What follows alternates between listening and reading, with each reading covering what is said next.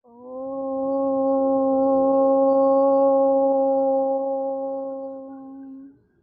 त्वमेव माता च पिता त्वमेव त्वमेव बन्धुश्च सखा त्वमेव त्वमेव विद्या द्रविणं त्वमेव त्वमेव सर्वं मम देवदेव त्वमेव सर्वं मम देवदेवः।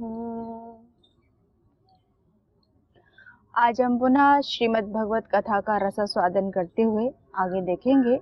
इससे पहले के अंक में हमने देखा कि किस तरह से भगवान राक्षसों से देवताओं की रक्षा करते हैं। भगवान शिव के पास जाते हैं, भगवान शिव भी रक्षा किए लेकिन पूर्ण रूप से उन्हें परास्त ना कर सके। तब भगवान कृष्ण और ब्रह्मा जी गाय का रूप धारण करके उस अमृत का जो उनका कुंड था उसका सारा अमृत का रसास्वादन करके राक्षसों को परास्त करते हैं और देवताओं की रक्षा करते हैं। कहने का तात्पर्य यही है कि धर्म की सदा विजय होती है और अधर्म का सदा नाश होता है, पराजय होती है। लेकिन धर्म क्या है, ऐसे अनेक प्रश्न उठते हैं। और ये जो संवाद है वो श्री सुखदेव जी महाराज गंगा के पावन तट पर बैठकर राजा परीक्षित को श्रवण करा रहे हैं। और यहीं पर युधिष्ठिर जी जो धर्मराज कहे जाते हैं उनका संवाद नारद जी के साथ चल रहा है। तो युधिष्ठिर यहाँ नारद जी से संवाद कर रहे हैं कि आपने अभी तक मुझे राक्षसों का जो प्रसंग सुनाया उसमें धर्म क्या है, स्त्री धर्म क्या है, वर्णाश्रम धर्म क्या है, ये बहुत सारे प्रश्न उनके मन में हैं। तो नारद जी इन सब प्रश्नों का उत्तर देते हुए इसी कथा का जो रसास्वादन है वो युधिष्ठिर जी को कराते हैं। तो धर्म क्या है इसके विषय में हम चर्चा करें। इससे पहले सबसे बड़ा जो धर्म है वो मानव धर्म है, इंसानियत का धर्म है। धर्म शब्द धी शब्द से बना है जिसका मतलब होता है धारण करना। जो हमें धारण करे, हमारा पोषण करे, हमारी रक्षा करे, वो धर्म है। धारयति धर्मः, जिसे धारण किया जा सके उसको शास्त्रों में धर्म कहा गया है। धर्म की अलग अलग व्याख्या है। कहीं पर धर्म के 10 लक्षण बताए गए हैं, जैसे मनुस्मृति, वहाँ पर धर्म के 10 लक्षणों की चर्चा है। शास्त्रों में अलग अलग ढंग से धर्म की व्याख्या सभी ने की है। कहीं पर धर्म के 30 लक्षण बताए हैं, कहीं पर एक ही लक्षण बताया है, वो है इंसानियत का। अगर कोई व्यक्ति दुखी है, पीड़ित है और हम अपने स्वार्थ के चलते उसकी मजबूरी का फायदा उठा करके उसे और पीड़ित करें तो ये मानवता नहीं है। तो सबसे पहला धर्म कहा जाए तो मानव धर्म है। इंसानियत के नाते हर प्राणी की रक्षा करना ये मनुष्य का परम धर्म है, जिससे ऐसा कर्म जो दूसरों की रक्षा कर पाए। अगर आपके कर्म से किसी की रक्षा नहीं होती तो आप ना तो सच्चे मनुष्य हैं और ना ही वो धर्म के अनुकूल आपका आचरण है। ऐसे ही कुछ दृष्टांत हैं, कुछ कहानियां हैं, कुछ उदाहरण हैं, उनके माध्यम से अगर हम देखें तो हमें अच्छे से पता चल जाता है कि धर्म वास्तव में क्या है। तो ये जो धर्म की व्याख्या है, वास्तव में देखा जाए तो ऋषि मुनि जो हमारे पूर्वज थे, जो हमारे आदर्श कहे गए हैं, उन्होंने हमें धर्म की व्याख्या बताई कि धर्म क्या है। ऐसे ही एक राजा थे, भ्रमण के लिए निकले। संत महात्माओं की तो अपनी मस्ती होती है, वो जहाँ बैठ जाए वहां पर उनका पूरा ब्रह्मांड नजर आता है। जिस इष्ट की वो आराधना करते हैं कण कण में उसका दृश्यमान होता है। जहाँ वो दृष्टि खोल के देखे या आंखों को बंद करके बैठ जाएं, उन्हें सर्वत्र उनका परमात्मा ही नजर आता है। तो राजा थे, भ्रमण के लिए निकले वेश बदल करके। राजाओं का अपना कर्तव्य होता है, तो कर्तव्य कर्म का पालन करना ये भी धर्म है मूल रूप से देखा जाए। लेकिन महात्मा अपनी साधना में लीन थे। अब कोई व्यक्ति अपने इष्ट की आराधना में लगा हुआ है और कोई दूसरा व्यक्ति आकर के विघ्न डाले, स्वाभाविक रूप से गुस्सा आएगा। तो संत होते हैं वो जल्दी क्रोध तो नहीं करते। पहले जमाने में अलग स्थिति थी, बहुत ज्यादा क्रोध करना, तुरंत श्राप दे देना, पर वर्तमान में ऐसा नहीं है। भगवान ने युग के अनुसार थोड़ा परिवर्तन किया। अब जो वो सत्यवादी हो, राक्षस प्रवृत्ति का हो, घोर नास्तिक हो, लेकिन किसी न किसी रूप में कहीं ना कहीं वो परमात्मा की आराधना जरूर करता है। जैसे रावण का उदाहरण भी अगर हम देखते हैं, भले ही वो भगवान राम को नहीं मानते थे, लेकिन भगवान शिव की आराधना तो की। ऐसे ही हिरण्यकश्यपु था, वो भले ही भगवान विष्णु या भगवान नारायण की आराधना ना करे, लेकिन ब्रह्मा जी को तो मानते थे। कहने का मतलब यही है, कोई कितना ही नास्तिक क्यों ना हो, भगवान को तो याद करता है। अब बहुत ज्यादा रावण को समझाया भी कि आप भगवान की शरण में आ जाओ, उनकी पत्नी भी समझाई, लेकिन रावण कहाँ मानने वाले। क्योंकि जब हमारा ईगो सामने आता है, अहंकार सामने आता है, उस समय कितनी ही अच्छी वस्तु, विचार, व्यक्ति कोई भी क्यों ना हो, व्यक्ति उसकी बात को नहीं मानेगा। क्यों? क्योंकि अपने अहंकार की पुष्टि करनी है। अहंकार जहाँ पर आ जाए वहां पर विनाश होके ही रहता है। सबके सामने है, जैसे रावण था, भगवान के सामने आया, लेकिन झुकने का नाम नहीं। गलती करने के बाद भी कई बार हम उसके स्वीकार नहीं करते, उसे एक्सेप्ट करना नहीं चाहते कि हमने ऐसा किया। मनुष्य कौन, गलतियां तो होती हैं, मनुष्य हैं, हो गई कोई बात नहीं, लेकिन सुधार तो सकते हैं। तो ऐसे ही राजा निकलते हुए जा रहे थे यात्रा के लिए, ऋषि की साधना देख करके उनके पास जाने की इच्छा हुई। बहुत सारे राजा हुए, कुछ धर्मात्मा भी थे, कुछ बहुत ही घोर विलासी भी थे। जहाँ का राजा धर्मात्मा है, धर्म के अनुकूल आचरण करने वाला है, वहाँ की प्रजा सुखी होगी। और जिसका राजा ही विलासी हो, वहाँ की प्रजा कभी सुखी नहीं हो सकती। ये राजा अच्छे थे, महात्मा के पास जाकर के बोले कि आप इस जंगल में बैठे हो, इससे अच्छा मेरे राज दरबार में चलो, वहां पर मैं आपकी सारी व्यवस्था कर दूंगा। लेकिन भगवान के जो भक्त होते हैं, वो आपके भोग विलास, जो भी संसाधन है, उनके लालची नहीं होते। उनकी सबसे बड़ी पूंजी होती है उनके इष्ट के नाम का जाप करना। जिसने उस रस को चख लिया, संसार के सारे रस उसके आगे फीके लगते हैं। संसार में जो भी संसाधन है, जो कि सुख सुविधा है, जो भी सुंदर दृश्य आपको दिख रहा है, वो सब परमात्मा का ही रूप है। ये उसका स्थूल रूप है। मूर्त रूप को देखने के लिए बहुत साधना करनी पड़ती है। ऋषि मुनि वर्षों वर्षों, युग युग तक तपस्या करते, नेति नैति कह करके अंत में मौन हो जाते हैं। उसको पाने के लिए उसकी कृपा जब होगी तभी पा सकते हैं। तो मन में प्रश्न होगा, जब वो कृपा करेगा तभी मिलेगा, तो साधना क्यों करें? जब आप उस रास्ते पर चले ही नहीं, तो कृपा भी कहाँ होगी? तो किसी लक्ष्य को पाने के लिए उस दिशा में कदम बढ़ाना होता है, तो भगवान अपने आप सहायता करते हैं। तो ऐसे ही ये महात्मा बैठे हुए तपस्या कर रहे हैं। राजा की बात को उन्होंने सुना, बोले मेरी कुछ शर्तें हैं, आप उन्हें मान लो तो मैं जरूर चलूंगा आपके साथ। राजा बोले बताइए क्या है? बोले जो मैं बोल रहा हूँ वो करना पड़ेगा, तब तो ठीक है। बोले आप जो बोलेंगे मैं करूंगा, आप बताइए तो सही। तो महात्मा बोले कि मैं सुंदर सुंदर वस्त्र धारण करूंगा, लेकिन आप नहीं। अब राजा चुप होकर सुन रहे हैं। और बताइए? बोले मैं अच्छे अच्छे व्यंजनों का भोग लगाऊंगा, पर आप नहीं। और बताइए? तो बोले मैं बढ़िया बिस्तर पे अच्छे से नींद लूंगा, लेकिन आप जागोगे। और बताइए? तो बोले कि आपको 24 घंटे मेरे साथ ही रहना होगा। तो राजा बोले बाकी सब हो भी सके कोशिश करें, लेकिन ये नहीं हो सकता, क्योंकि मैं एक राजा हूँ, तो मेरा धर्म है प्रजा की रक्षा करना। मेरे कुछ कर्तव्य कर्म हैं, उनकी रक्षा करना मेरा धर्म है। तो मैं 24 घंटे आपके पास बैठ के उनको कैसे करूंगा? महात्मा ने बोले कि मैं वही तो कह रहा था कि मुझे समझने वाला, मैं जैसा चाहूँ वैसा करने वाला केवल एक परमात्मा है, और वो मेरा है। उसके सिवाय मैं कहीं रह ही नहीं सकता। जब आप मेरी आवश्यकताओं को मान ही नहीं सकते, मेरी इच्छाओं को पूरा कर ही नहीं सकते, तो मैं आपके साथ क्यों जाऊं? कहने का मतलब यही है कि भगवान ही एक पूर्ण है, बाकी सब अपूर्ण है। संसार में जो भी आपने प्राप्त किया है, हो सकता है कल को छूट जाए।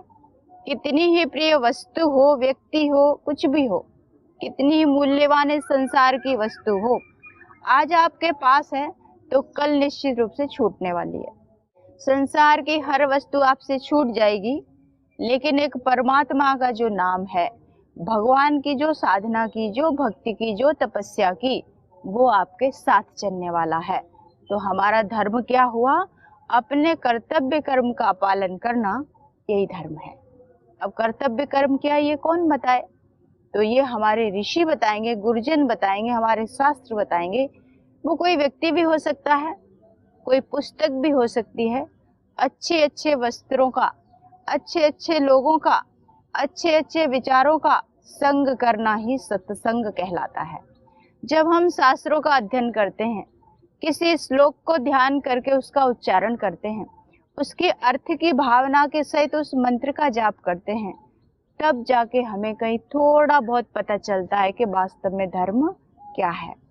कई बार देखा होगा, लोग बहुत पढ़े लिखे नहीं हैं, लेकिन अपने कर्म में पक्के होते हैं कि मेरा धर्म क्या है, मेरा कर्म क्या है, वो मुझे पूरा करना है। जैसे कबीरदास जी थे, बड़े संत हुए। मीराबाई थी, ये बहुत पढ़े लिखे नहीं थे, कुछ भी पढ़ना नहीं आता था। रविदास जी थे, वो तो एक जो चमड़े का कार्य होता है, पशुओं की खाल उतार के जूते बनाने का, वो काम करते थे। तो भगवान किसे मिलेंगे? बहुत बड़े महलों में रहने वाले को मिलेंगे, या बहुत संपन्न, बहुत धनाढ्य व्यक्ति है उसको मिलेंगे, या घोर तपस्या जंगल में बैठ के आंख बंद करके कर रहा है उसे मिलेंगे? ऐसा जरूरी नहीं।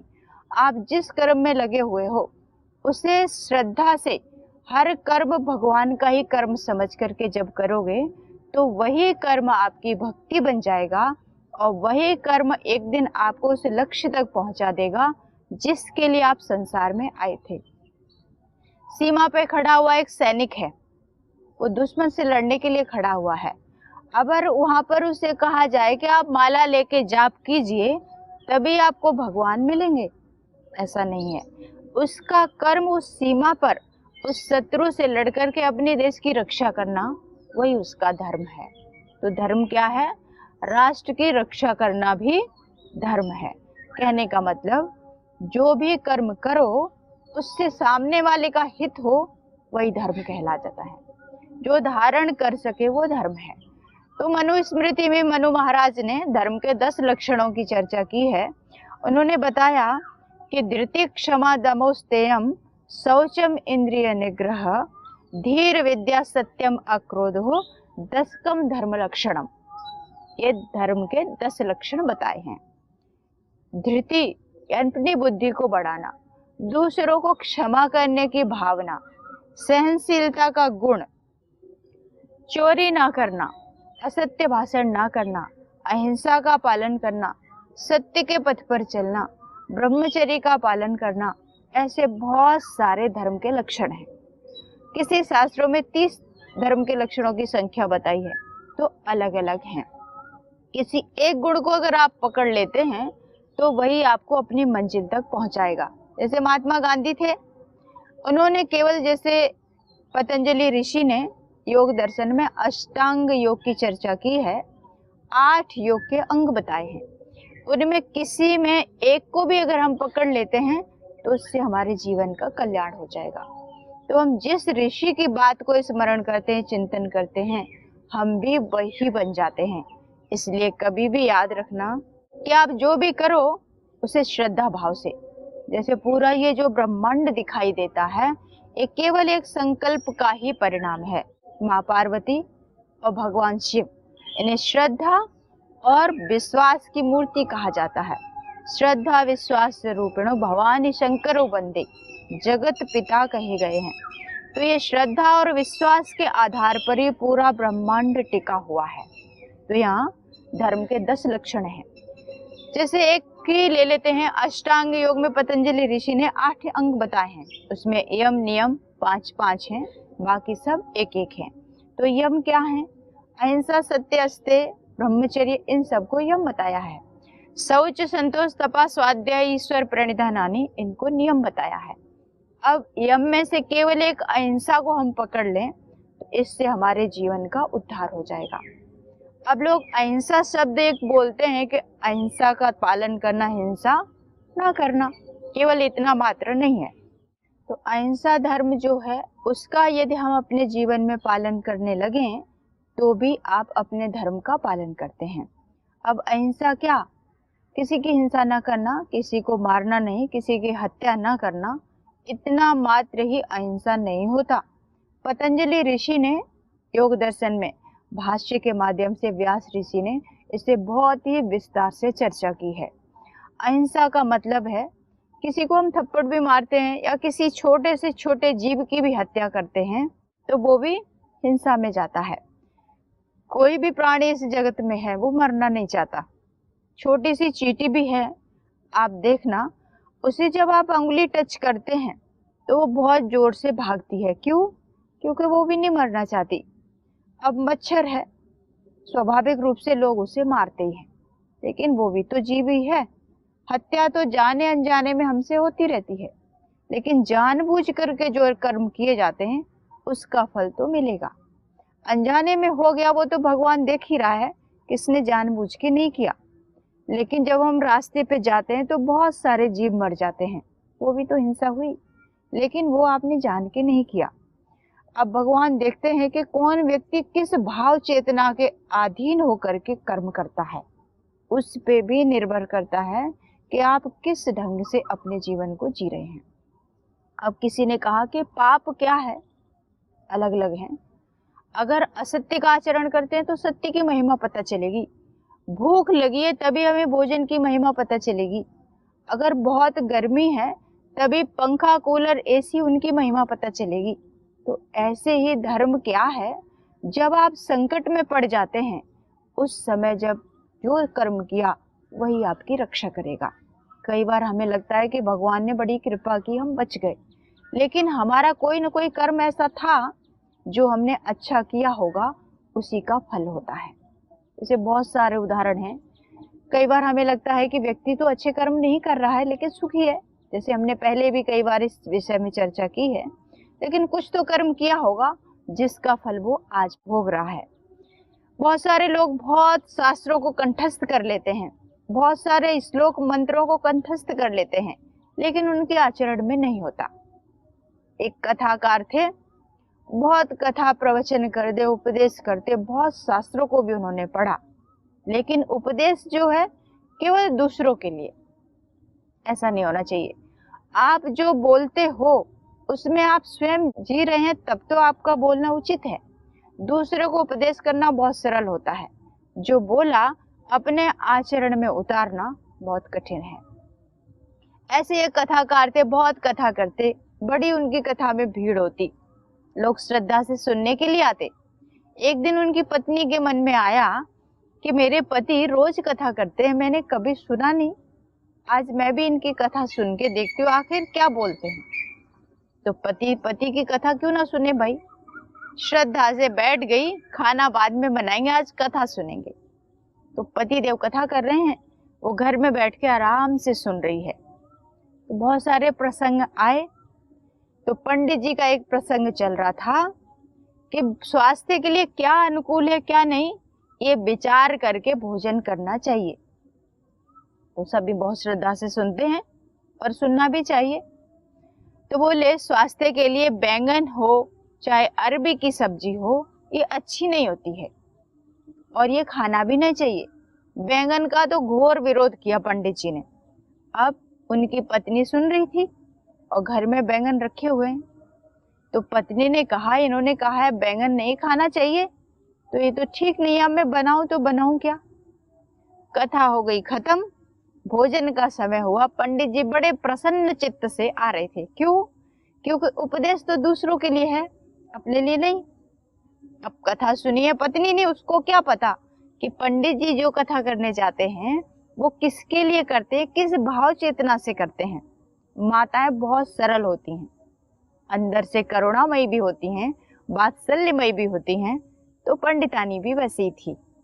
अब उनको क्या पता उनके पति दिखावा करने जाते हैं। तो उठी, कथा खत्म हो गई। अब आने वाले होंगे पंडित जी, ये सोच करके भोजन की तैयारी करी। अब बोलते सब्जी में क्या बनाऊं, बैंगन तो खाना नहीं है। उसने बैंगन को उठाया और फेंक दिया जाके डस्टबिन में और दाल बना के रख दी। पंडित जी पहुंच गए, बोले आप भोजन परोसिए, बहुत भूख लगी है। पंडित जी बड़े प्रसन्न, हाथ पैर धुल के आराम से बैठ गए। थोड़ी देर भगवान का चिंतन किए। नियम मर्यादा के पक्के थे, लेकिन उपदेश दूसरों के लिए है। अब पत्नी भोजन पका के लेके आई और दाल चावल रोटी रख दिया। सब्जी तो नहीं है। पंडित जी बोले, आज आपने सब्जी नहीं बनाई? बोले नहीं। क्यों नहीं बनाया? बैंगन तो रखा था। अब पंडितानी बोली, आप रोज कथा करते हो, मैंने कभी नहीं सुना। आज मेरे मन में आया कि आप बोलते हैं तो मैं भी कथा सुनूं। तो बोले बैंगन कहाँ है? बोलती आपने कहा था स्वास्थ्य के लिए बैंगन खाना, अरबी खाना अच्छी बात नहीं है, तो मैंने उठा के फेंक दिए। अब पंडित जी बोले, भगवान वो तो मैंने दूसरों के लिए बोला था, अपने घर के लिए थोड़ी था। अब उपदेश दूसरों के लिए नहीं, उपदेश अगर आप दे रहे हो तो वो अपने लिए भी होना चाहिए। यही मानवता का धर्म है कि आप जो भी करते हैं पहले स्वयं पे लागू करो, तब तो ठीक है। ऐसे बहुत उपदेशकार होंगे, प्रवचन बहुत अच्छा करते होंगे, लेकिन उनका वास्तविक जीवन आप जा करके देखोगे तो कितने पाप करके बैठे होंगे किसी को पता नहीं। सब ऐसे नहीं है, कुछ होते हैं। तो कहने का मतलब यही है कि आपका जो कर्तव्य कर्म है उसे श्रद्धा से करना ही धर्म है। हम अहिंसा को देख रहे थे कि किसी की मृत्यु ना करना, किसी को मारना नहीं, यही अहिंसा है। नहीं, पतंजलि ऋषि कहते हैं कि अगर आपके मन में किसी का बुरा करने के भाव भी यदि आ गया तो वो भी हिंसा में ही गिना जाएगा। तो क्या करें फिर? इसीलिए कहा जाता है कि आप कभी भी खाली बैठे हो, कोई अच्छा चिंतन करो, कोई भजन सुन लो, किसी सत्संग में जो सुना उसकी चर्चा कर लो, कोई अच्छी पुस्तकों को उठाकर उनका स्वाध्याय करो। खाली अगर आप बैठे हैं तो आपका दिमाग निश्चित रूप से किसी न किसी गलत दिशा में जा सकता है, और संगति उसका तो विशेष रूप से ध्यान रखना। आप जिस वातावरण में रहते हैं, जैसे लोगों की संगति में रहते हैं, वैसे आप धीरे धीरे बन जाएंगे। जैसे एक शराबी है, उसे अपनी मंडली तैयार करने में ज़्यादा देर नहीं लगती। कोई बहुत सज्जन व्यक्ति है तो नहीं, ना कुछ एक गलत खान पान है उसका, अच्छे विचार रखता है, फिर भी गलत संगति में पड़ने के कारण बिगड़ जाता है। जो पीने वाला है वो बोलेगा, आज थोड़ा सा पी के देख, बहुत आनंद आएगा। बोलेगा नहीं, मैं नहीं पीता बिल्कुल भी। बोले नहीं, थोड़ा सा चख के देख ले। अब ये चखने मात्र से अगर भूल आपने एक बार की तो दोबारा करने की इच्छा भी होगी। इसीलिए कहा जाता है कि अच्छा कार्य इच्छा ना होने पर भी करना, और गलत कार्य इच्छा होने पर भी मत करना। तो कभी किसी का बुरा करने का यदि मन में आ जाए तो वहाँ पे रुक जाना चाहिए, थोड़ा चिंतन करना चाहिए कि अगर मैं किसी का बुरा करूँगा तो पहले आपका होने वाला है, ये निश्चित रूप से जान लीजिए। जैसे कोई घर में अतिथि आए तो सबसे पहले हम तैयारी करते हैं कि कोई आने वाला है, उसके स्वागत की। थाली सजाएंगे, चंदन भी रखेंगे। तो चंदन लगाया आपने थाली में, तो सबसे पहले जो सुगंध होगी चंदन की या फूलों की, वो आपको मिलेगी। जो अतिथि आया उसे तो बाद में मिलने वाला है। वो जब चंदन हम अपने हाथ में लेंगे, सामने वाले के माथे पे बाद में पहुंचेगा, पहले आपके हाथ में चंदन लग गया। मेरा कहने का मतलब यही है कि कोई अच्छा कर्म किया तो उसका जो भी परिणाम होगा पहले आपको मिलेगा, और जो बुरा किया है वो भी आपको ही मिलेगा। तो इसीलिए कर्म करते समय बहुत सावधानी से कर्म करना चाहिए। अहिंसा का पालन कब करते हैं?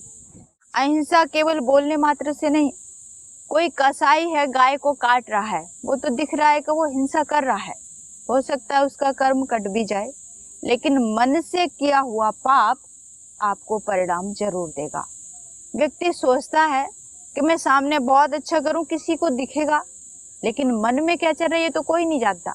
लेकिन सिद्ध पुरुष जो होते हैं वो हमारे मन को भी पढ़ लेते हैं। भगवान परमात्मा अंतर्यामी कहा जाता है, वो तो सब देख रहा है। आपके मन में क्या चल रहा है, आप क्या सोचते हैं, क्या करते हैं, क्या विचारते हैं, उससे कोई नहीं बचता।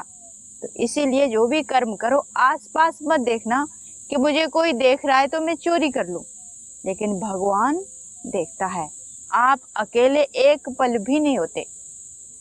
तो धर्म क्या है, इसकी चर्चा हमने अभी देखी, और क्या है बहुत विस्तृत विषय है, अगले अंक में हम चर्चा करेंगे। इसी के साथ मैं वाणी को यहीं पर विराम देती हूँ। ओम।